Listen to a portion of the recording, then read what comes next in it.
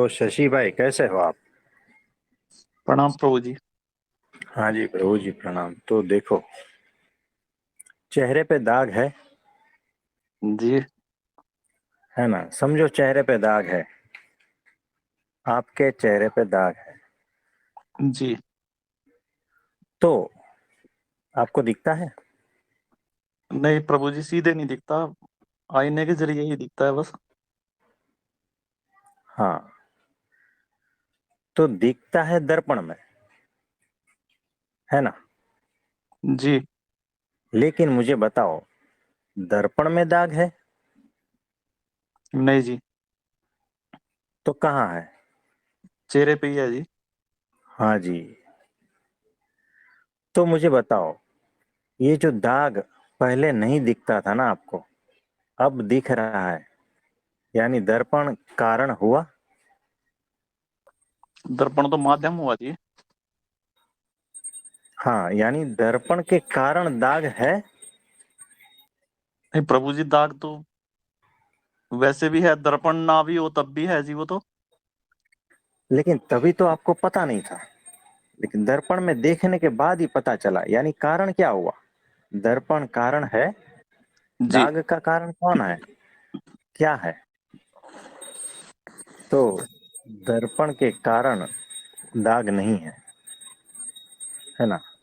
अच्छा नहीं मुझे प्रभु बताओ, दर्पण में कुछ करने से दाग मिटेगा। नहीं प्रभु जी। अच्छा, इतना सवाल और इतने जवाब से क्या पता चलता है। यही पता चलता है जी कि जो भी कमी है या कोई भी दिक्कत है, कुछ भी है तो हमारे अपने अंदर है, कहीं बाहर नहीं है, यानी कि। हम्म। तो ये जो है ना, एक गहन सब्जेक्ट है, इस पर चिंतन मनन करना जरूरी है। जी। तो सबसे पहले हम कह रहे हैं कि चेहरे पे दाग है, हमें पता नहीं है, ठीक है। फिर जब हम दर्पण में देखते हैं तो पूछना है क्वेश्चन अपने को, क्या दर्पण में दाग है, क्या दर्पण के कारण दाग है, क्या दर्पण में कुछ करने से दाग मिटेगा। जी। ये खुद को पूछना है और इसको अपने भीतर कोरिलेट करना जी प्रभु जी। है ना। तो इसको कहते हैं सम्यक दर्शन। तो ये इसमें जब भीतर गहनता से उतरते जाओगे तो आपको सम्यक दर्शन की अनुभूति होगी। जी प्रभु तो जब तुम दर्पण में अपना प्रतिबिंब देखते हो, तब दर्पण अलग है, प्रतिबिंब अलग है ना। जी। ध्यान से सुनना, और जैसा हम कहते हैं वैसे इमेजिन करते जाना है। आंख बंद करके करोगे तो भी, है ना। यानी जैसे जैसे शब्द हम बोलते हैं वैसे वैसे आप इमेजिन करोगे तो तुरंत पता चलता है। तो दर्पण अलग है, प्रतिबिंब अलग है। लेकिन मुझे ये बात बताओ कि प्रतिबिंब जो है वो दिखता कहाँ है। आंखों में जी। देखो, कई जगह दिखेगा। जितना गहनता से उतरोगे उतनी जगह दिखेगा। एक फुल साइज का दर्पण है, यानी पूरे दीवार जितना, है ना। और आप जी। उसके सामने खड़े हो और आपका रिफ्लेक्शन उसमें पड़ रहा है ना। जी। आपको क्या दिख रहा है। हमारा रिफ्लेक्शन भी दिख रहा है और फ्रंट का भी सारा कुछ दिख रहा है जी वहां पे।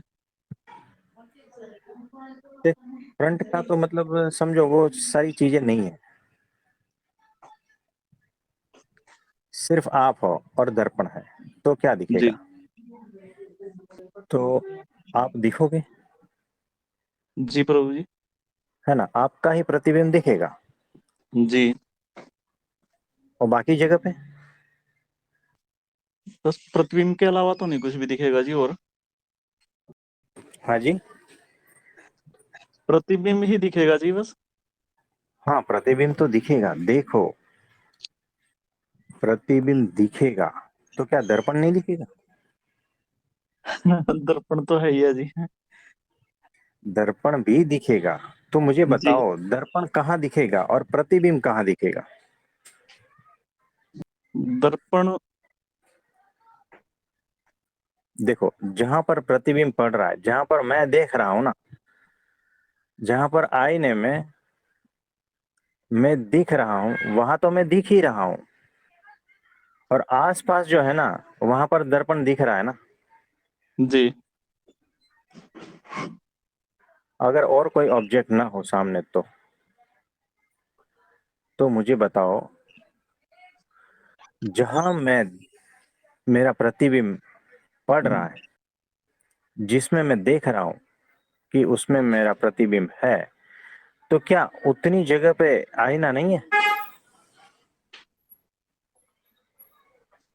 है जी। तो जितनी जगह पर रिफ्लेक्शन दिखता है ना, वहां भी तो दर्पण है क्या, नहीं बताओ? हाँ जी, दर्पण तो है जी। यानी कि चाहे तुम रिफ्लेक्शन को देखो, है ना, यानी तुम्हारा शरीर दिख रहा है, लेकिन वो है क्या? आईने में नहीं। है क्या? नहीं प्रभु जी। आईने में तो नहीं है। जी नहीं। लेकिन आईना तो है। यानी जी तुम चाहो तो आईने में तुम्हारा प्रतिबिंब देखो, या तो आईने में तुम आईना देखो। जी। आपके ऊपर है ना। जी प्रभु जी। यानी आप क्या देखना चाह रहे हो? आप दर्पण देखना चाह रहे हो या अपना प्रतिबिंब देखना चाह रहे हो? बिल्कुल जी, दोनों ऑप्शन है जी। है ना, दो ऑप्शन है आपके पास। तो जहां पर प्रतिबिंब पड़ रहा है, उतनी जगह सिर्फ हम वहां फोकस करते हैं अभी। बाकी सारा दर्पण गायब हो जाता है, ठीक है। जी प्रभु जी। अब तो आपको पता भी नहीं चलेगा कि जितना आकार आपका है, उतना ही आकार का प्रतिबिंब है और उतना ही आकार का आईना है। अब ये इमेजिन करो। ठीक है जी। तो आपको पता भी नहीं चलेगा कि यहां पर दर्पण है भी या नहीं। आपको तो ऐसा ही लगेगा कि सामने कोई व्यक्ति है। गौर से देखना। यानी आईना वैसा रूप धारण कर लेता है जैसा आपका आकार है। सही है जी। और जैसे ही आपने हाथ हिलाया तो आईना भी उसका आकार वैसा कर लेता है। यानी अब जी। आपको आईना दिखता ही नहीं, आपको सिर्फ सामने एक व्यक्ति दिखता है क्या, नहीं बताओ? जी प्रभु जी।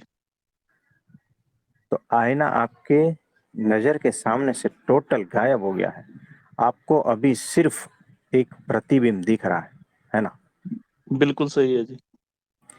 ये हमने बड़ी साइज का आईना था, इसको छोटा करके उस आकार में लाए हो, इसीलिए आपको पता है कि आईना ही है ना। जी। लेकिन अगर उसी प्रकार से शुरुआत में होता, वही आकार में शुरुआत में होता, तो आपको पता भी नहीं चलता ना। जी। इसका मतलब क्या हुआ? आपको आईना दिख ही नहीं रहा है, अब आपको सिर्फ और सिर्फ वो व्यक्ति ही दिख रहा है। आप इमेजिन कर पा रहे हो? हाँ जी प्रभु जी। Exactly exactly। जी प्रभु जी। इसका मतलब ये हुआ कि अगर कोई भी व्यक्ति मेरे सामने आए, XYZ, तो वो आईना है या प्रतिबिंब है? और मैं कैसे मान लूं कि ये मेरा प्रतिबिंब नहीं है, और मैं कैसे मान लूं कि ये मेरा ही प्रतिबिंब है? इस पर थोड़ा सोचना, मैं पेशेंट देख लेता हूं। तो कुछ समझ में आ रहा है, और जो भी समझ में आ रहा है ना, वो आप हमें अपने शब्दों में बताइए।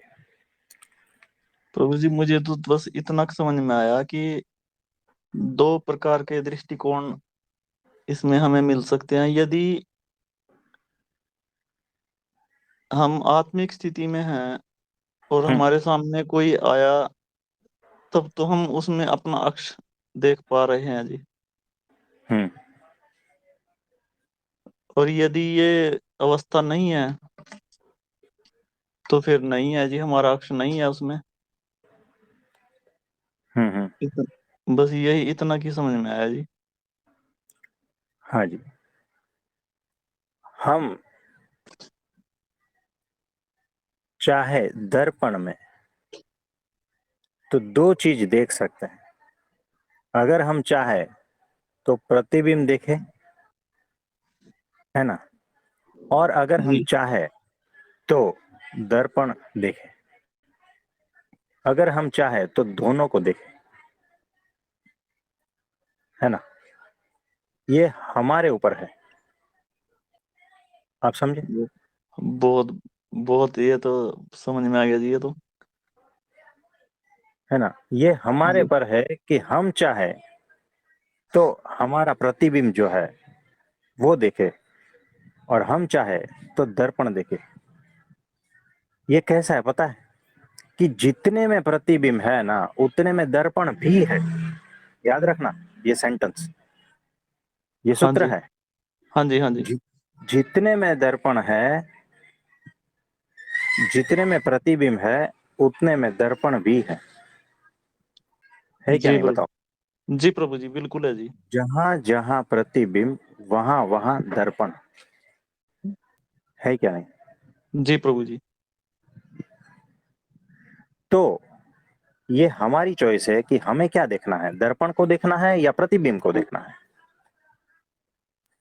तो जो पहला सूत्र हमने बताया कि जहां जहां प्रतिबिंब है, वहां वहां दर्पण भी है। यानी जहां प्रतिबिंब है वहां दर्पण है ही। इसको मैं दूसरे जैसे बताता हूं कि देखो, अगर दर्पण को हटा दिया जाए तो क्या हमारा प्रतिबिंब वहां नहीं पड़ता? जी प्रभु जी। जैसे मैं खड़ा हूं और मेरे सामने दर्पण है और उसके पीछे दीवार है, हाँ जी। ठीक है।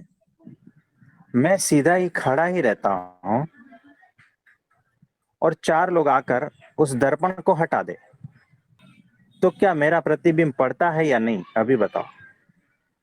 प्रतिबिंब तो ज्यों का त्यों रहेगा जी, वो तो चाहे मिरर पे हो जाए किसी और भी आर्टिकल पे हो जी। यानी प्रतिबिंब तो है ही। यानी प्रतिबिंब चारों ओर 360 डिग्री में, ऊपर नीचे सब जगह पे मैं ही, मेरा ही प्रतिबिंब पड़ रहा है। ये तो दर्पण बीच में आ गया, इसीलिए मुझे दिख रहा है। आप जी समझ प्रभु पा जी रहे हो? बिल्कुल जी। ये एग्जैक्टली ऐसा ही है। आप अभी जिस कमरे में बैठे हो ना, आपका प्रतिबिंब हर ऑब्जेक्ट पे पड़ रहा है, चाहे वो बुक हो, पेन हो, या दीवार हो, या पंखा हो, बिल्कुल सही है जी। है ना। अगर बीच में दर्पण ला दिया जाए, तब आपको पता चलता है कि अरे, ये तो मैं हूं। यानी प्रतिबिंब हर जगह पे आपका पड़ रहा है। इतना पार्ट थोड़ा अलग रख देना है। हम पुराने पार्ट पे आते हैं कि चाहे तो मैं प्रतिबिंब देखूं, या तो फिर मैं दर्पण को देखूं,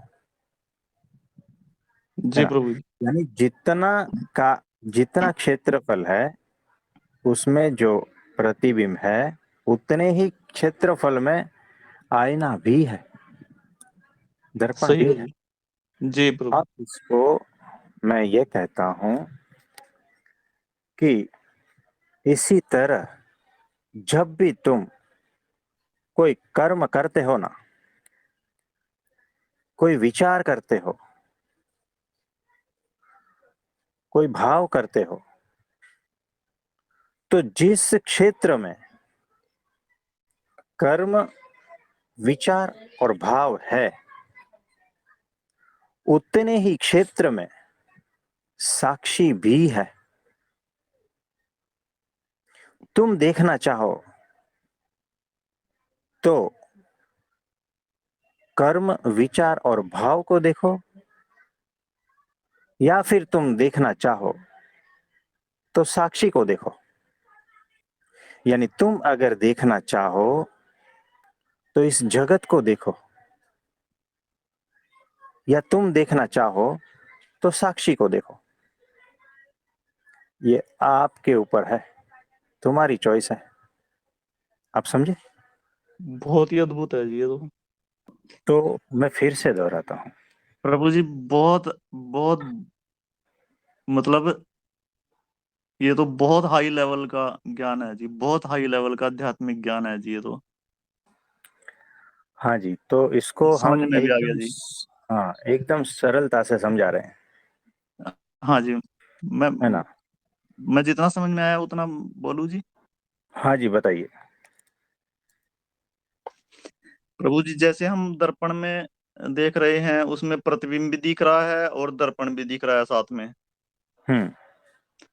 तो ये हमारे पे डिपेंड कर रहा है कि हम किस पे ही फोकस रखें, हमें दर्पण पे रखना है कि प्रतिबिंब पे रखना है, लेकिन दोनों एक साथ ही हैं।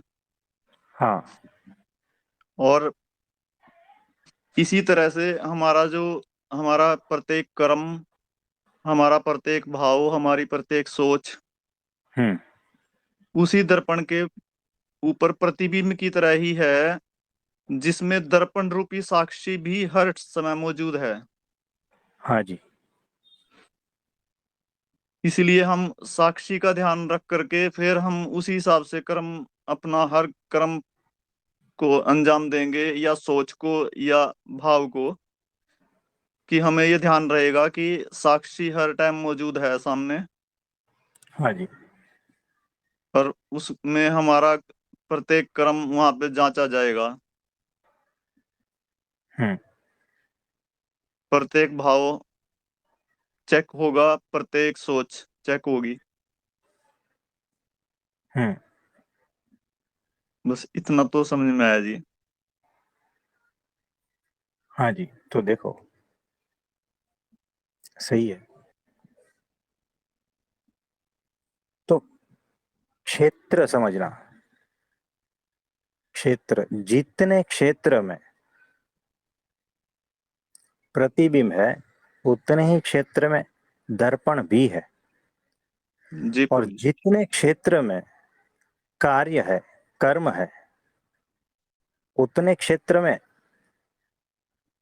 साक्षी भी है। जी प्रभु जी। तो हम जो है ना, कर्म को देखते हैं लेकिन साक्षी को नहीं देखते, जी। क्योंकि साक्षी दर्पण जैसा है। जी। विचार को देखते हैं लेकिन उसके साक्षी को नहीं देखते। जी प्रभु जी। साक्षी दर्पण जैसा है, विचार प्रतिबिंब जैसा है। जी। जी। भाव जो है हमारे, सारे प्रतिबिंब जैसे हैं। और वो जो साक्षी है, दर्पण जैसा। जी प्रभु। तो हम, हमारी दृष्टि किस पर है, हम क्या देखना चाह रहे हैं, उस पर है सारा कुछ आधार।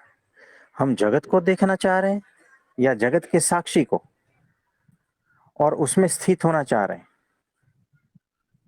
है ना? जी ये प्रभु। यानी एक दृष्टि है जो कुछ देख रही है, दूसरी दृष्टि है जो ये देखने वाले को भी देख रही है, जी। यानी साक्षी के भी साक्षी। जी प्रभु जी। और ये चेन अनंत तक नहीं, यही खत्म करनी है। साक्षी के साक्षी, बात खत्म। यानी साक्षी में ही स्थित हो जाना है। यानी अब कैसा होगा कि जो दर्पण है वो मैं हो गया, अब उसी में ही सारा प्रतिबिंब है। यानी अब दो ही चीज है, सिर्फ साक्षी और जगत। थोड़ा डिफिकल्ट लगेगा, लेकिन जैसे जैसे सोचते जाओगे कुछ ना कुछ भीतर से पाओगे। तो साक्षी इस तरह से होना है। तो इसको थोड़ा अलग करते हैं। तो एक दर्पण है और एक आप हो, आमने सामने खड़े हैं। यदि तुमने अपने को व्यक्ति मान लेते हो तो वो जो दाग है ना मुझ में दिखेगा। वो पहले जैसा जब बताया था जी कि प्रभु जी। अगर मैंने खुद को मैं मान लिया है, व्यक्ति मान लिया है ना, यानी मैंने अपने को जिससे लिप्त हूं वो मान लिया है, तो वो दाग मुझ में दिखेगा। और यदि मैंने खुद को दर्पण मान लिया तो क्या होगा पता है? तो ये होगा कि दाग वाला व्यक्ति मेरे सामने आया और वहां से पसार हो गया। एग्जैक्टली ये जी अदला प्रभु बदली जी। हो गई आमने सामने, नहीं। है ना। ध्यान से सुनना, सारा रहस्य इसी में है। तो यदि मैंने खुद को साक्षी मान लिया ना, तो मैं क्या कहूंगा कि क्रोध का जो दाग है मुझ में आया, मेरे सामने आया और पसार हो गया। और यदि मैं अपने को मैं जैसा हूं वैसा मान लिया, शरीर से जोड़ लिया, तो मैं ये कहूंगा कि मैं क्रोधी हूं, मुझ में बहुत क्रोध है। आप समझ पा रहे हो? हाँ जी प्रभु जी। तो इतना एक्सरसाइज करना है कि मैं और आईना, दर्पण आमने सामने है। अगर मैं खुद को अपने व्यक्तित्व से जोड़ लेता हूं तो दाग मुझ में है। यानी काम क्रोध लोभ मोह ये सारा कुछ मुझ में है जी। और मैं बहुत व्यथित हो जाऊंगा। और यदि मैंने अपने को दर्पण मान लिया, साक्षी मान लिया, तो मैं ये कहूंगा कि काम क्रोध लोभ मोह ये सारा कुछ जो है ना मेरे सामने जो व्यक्ति आया था ना उसमें है, और वो आकर पसार हो गया। काम आया आकर गया, क्रोध आया आकर गया, लोभ आया आकर गया, मान कपट ईर्षा सारा कुछ आया और गया। लेकिन मैं दर्पण वैसा का वैसा ही हूं, अनछुआ, हमेशा से। जी। कभी ये बात मुझ में है ही नहीं। ये मेरा असली स्वरूप है, यही मेरी आत्मस्थिति है। तो सब मान्यता के ऊपर टिका है कि हम अपने को क्या समझते हैं। हम अपने को शरीर, मन, बुद्धि, अहंकार समझते हैं, या हम अपने को ये सारे के साक्षी समझते हैं, है ना। ये सारे के दर्पण हम समझते हैं या हम अपने को व्यक्ति समझते हैं। कुछ समझ में आ रहा है? हाँ जी बिल्कुल सर। तो ऐसा है, इसमें आप कुछ पूछना चाहोगे? तो प्रभु जी इसमें हर समय के लिए बताएं, हर समय के लिए इसी ऐसी स्थिति में मान लो हम एक टाइम में हमने चिंतन मनन किया, उस टाइम में हम ऐसा देख हाँ, पाए। देखो कैसा है, हम जब आईने के सामने आते हैं ना, तो यही बात लेकर हम आईने के सामने आते हैं। ठीक है। जी। हमें कुछ देर तो ऐसा ही लगता है कि वो जो है सामने प्रतिबिंब है, लेकिन मैं तो दर्पण की ओर देख रहा हूँ, है ना, यानी मैं साक्षी हूँ। फिर कैसा होता है, दर्पण इतना हल्का होता है ना, इतना नाजुक होता है ना, कि उसको तो हम भूल ही जाते हैं, है ना। जी। लेकिन सामने जो प्रतिबिंब पड़ रहा है ना, ध्यान उसकी ओर ही जाता है, क्योंकि वो मोटी चीज है, दर्पण एकदम नाजुक चीज है। जी प्रभु जी। वैसे साक्षी जो है ना, एकदम नाजुक चीज है, और ये जो जगत है ना, वो मोटी चीज है। तो जगत की ओर हमारी इंद्रियां बहुत भागती है, क्योंकि सारी इंद्रियां बाहर की ओर है ना। हाँ तो ये जी। अनंत जन्मों का प्रैक्टिस है, इसीलिए बाहर की ओर ही भागती है। इसीलिए हमें जो दर्पण नहीं दिखता, हमें प्रतिबिंब ही दिखता है। फिर जैसे ही प्रतिबिंब पे नजर गई ना, वैसे ही उसमें कुछ ना कुछ दिखेगा आपको। अरे मेरा चेहरा ऐसा है, मेरे बाल ऐसे हैं, मेरे कपड़े ऐसे हैं, दिखेगा क्या नहीं बताओ। जी प्रभु जी। दर्पण से ध्यान हटा तो सीधा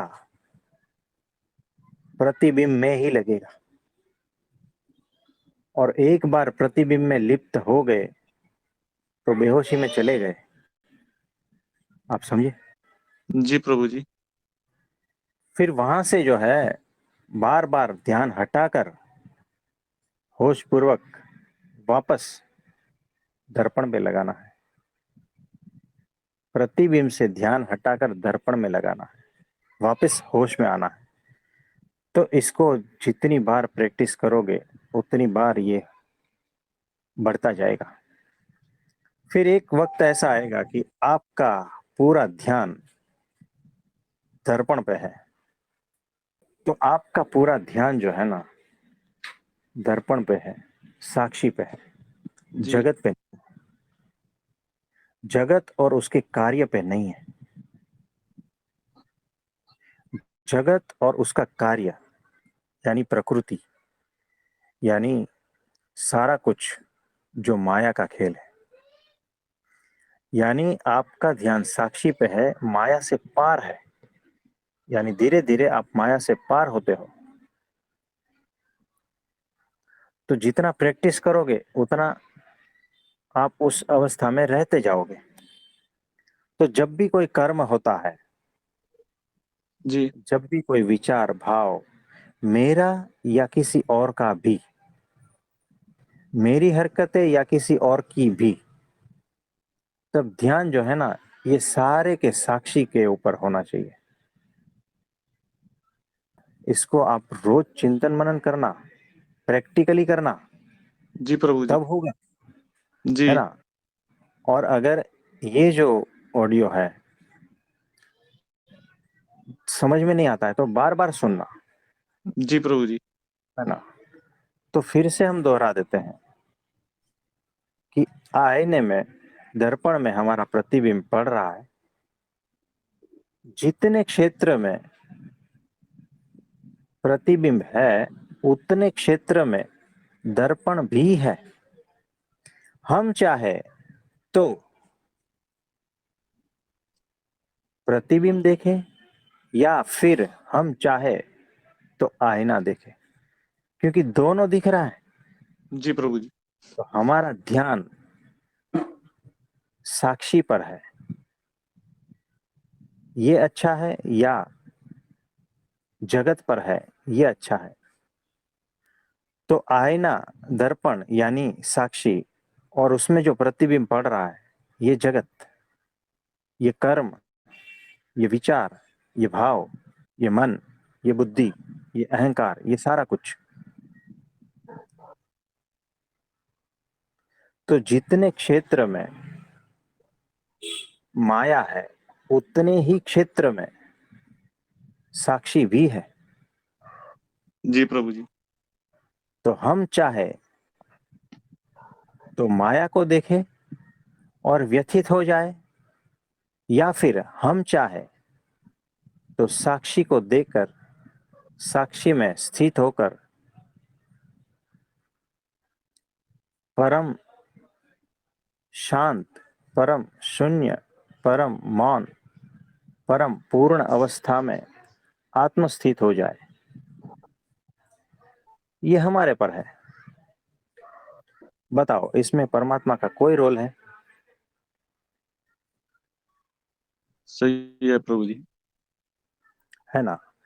तो आप सभी को साक्षी में स्थित हो जाए ऐसा परम आशीर्वाद देते हैं और भगवान से प्रार्थना करते हैं कि आप सभी उस अवस्था में आए और ये बात आपकी प्रैक्टिकल में भी आए और सहजता पूर्वक आए। तो आप सभी का बहुत बहुत धन्यवाद है। सभी को मेरा प्रणाम, नमस्कार।